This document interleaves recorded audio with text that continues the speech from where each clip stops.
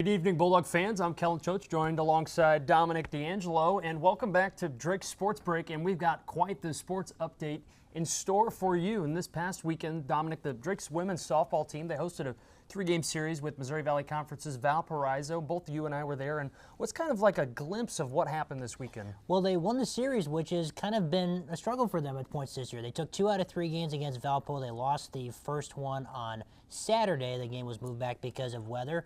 And then they won the last 2, and the bats are really starting to heat up for this team. Ava Husak had a really big series, 4 hits with 2 RBIs, including a home run for her. Yeah, and the game that I was at, Dominic had the first one. Unfortunately, they came up short. The game where second one, Pearson Hall and Ava Husak back-to-back homers in that second game, which gave them that 3 runs to cap off game 2. And then they came back Sunday and capped off a series. They're getting towards that end of the season where obviously the tournament might be out of reach considering the start that they had. But for Coach Dial and company, it's kind of important to finish the season off, especially with a young freshman class. Yeah, there's been a lot of underclassmen that have really led the way for this team. When you look at someone like Kylie Kindlespire playing really big this year, I really thought that the pitching has been a lot better, especially over the weekend. They've really struggled with walks this season. Only 5 walks given up, and that's including even in the loss on Saturday. Peyton Driscoll was sensational. So this pitching staff is really coming along at the right time. Yeah, well, they've got a lot of young talent and a lot of hope for the next coming seasons. But after that home series, the softball squad heads back on the road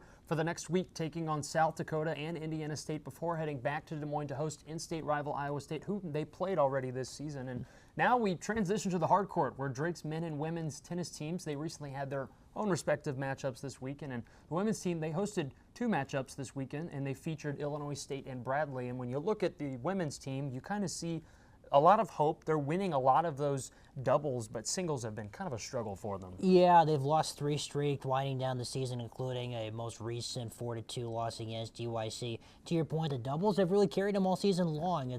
They sit at 8-12 right now. Just some singles have really been a hard play for them. But Maya Dodic has been sensational for them this season. They just got to pick up a couple more points. And really, the doubles are what's gotten them a lot of points in matches. So if the singles can really start to form coming into the conference tournament, that could be big for them. Yeah, and the women's tennis squad, they wind down their season as we head now to the men's squad. So they've recently made the trip out to West Omaha to take on the Mavericks in a critical matchup for rankings and individual records. So it's the opposite of the women team. Instead of the doubles, they're coming up clutch in the singles, especially Alan Gonzalez and Ben Johnson, of whom we've talked about. But then when you look at their doubles, it's really just kind of a question mark. Yeah, it's been really tough for them. And after Omaha, they played against Denver, and they lost that one 6-1 as well. And so polar opposite, like you said. It's been the doubles that have really been a struggle for them.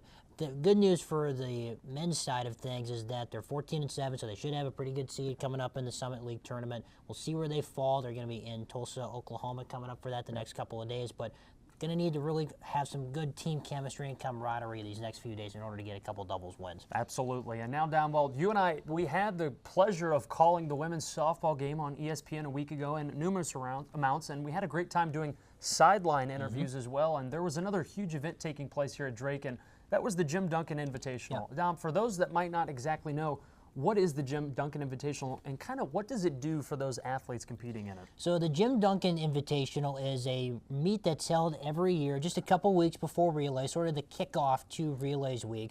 It's named after Jim Duncan, who is the longtime announcer for the Drake Relays, but in 1989, just 3 weeks before the relay started, he passed away. So that's kind of why the time slot works out the way that it does to honor Jim.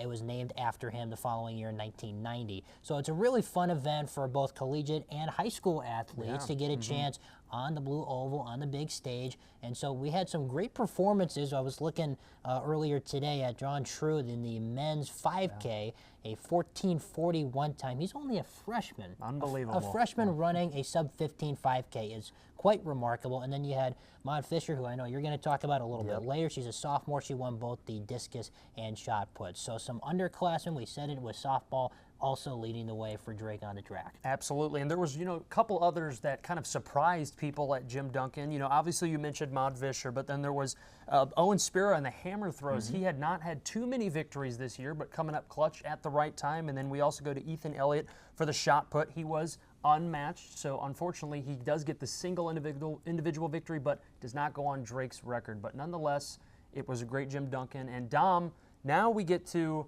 relays. The preparation and the anticipation here at Drake has begun weeks ago, but we finally made it to Relays Week, and it's just a great time all around on campus. Yeah, there's a lot of buzz, a lot of excitement, a lot of energy. There's going to be a lot of folks coming to Des Moines, especially these next couple of days for these events.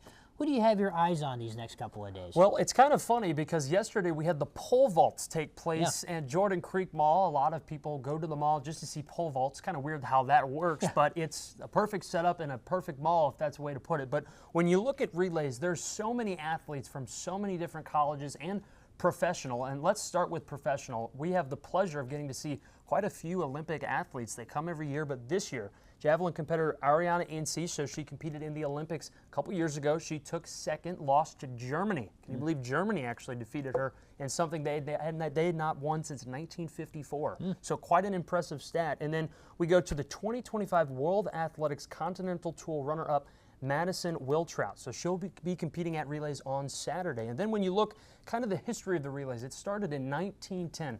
Very long time ago, and it was basically for only Olympic athletes to compete and qualify for the Olympics. It kind of developed into a collegiate thing and one of the bigger track and field events that takes place in the country. Then when you look at athletes, Maud Vischer, obviously we know the success that she has, throws, and then when you look at Givity Gellen, a freshman, she does sprints and long jumps, and then one more, Adam Phillips, who everybody in this room and at Drake knows and appreciates. He is a throwing competitor. He just took home the Welsh national record a month ago and also set the new NCAA record. So, Dom, a lot of athletes and a lot of pleasure we have to look forward to. We are all looking forward to a fantastic week of relays and the benefit of getting out of most classes. Some have been canceled for some of us, and that's all the time that we have here tonight. We look forward to the post-relay show. For Drake Sports Break and for Kellen, Totsch, I'm Dom D'Angelo, sending it back to Kennedy and Yellen.